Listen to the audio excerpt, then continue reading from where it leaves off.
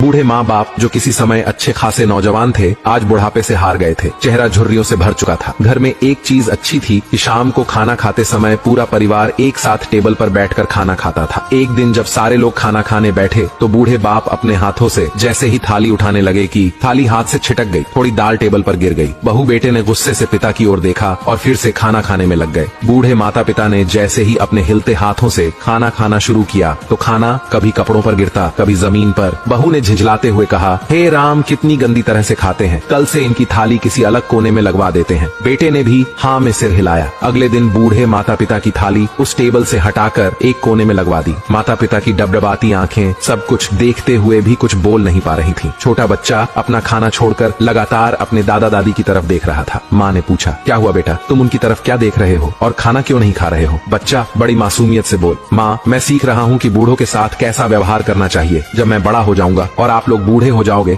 तो मैं भी आपको इसी तरह कोने में खाना खिलाया करूंगा। बच्चों के मुंह से ऐसा सुनते ही बेटे और बहू दोनों कांप उठे। शायद बच्चों की बात उनके मन में बैठ गई थी, क्योंकि बच्चे ने मासूमियत के साथ एक बहुत बड़ा सबक अपने माँ बाप को दिया था। बेटे ने जल्दी से आगे बढ़कर माता पिता को उठाया और वापस टेबल पर खाने के लिए बैठाया, और बहू भी भागकर पानी का गिलास लेकर आई कि माँ बाबूजी को कोई तकलीफ ना हो। आखिर में बस यही मैं कहूँगा, कृपया करके अपने माता पिता का ख्याल रखें।